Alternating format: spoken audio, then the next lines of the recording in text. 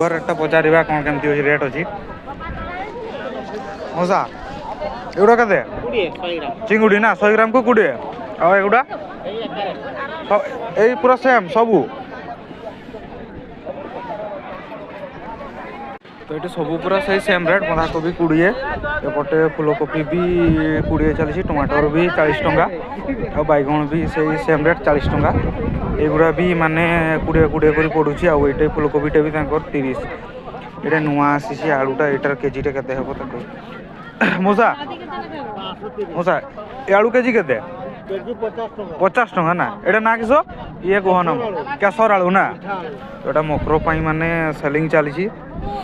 50 टंका केजी पड़ो टमाटर केजी कत दादा टमाटर केजी 60 टाका और फुलकोबी 20 टाका और शाक 10 टाका कतटा दिस बिना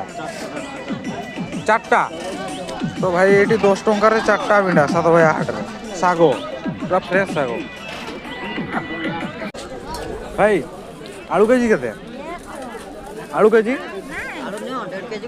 1.5 केजी 20 प्याज 30 टंका रसुण 15 टंका 100 आउ से तेल बोतल गुड़ा के 95 ना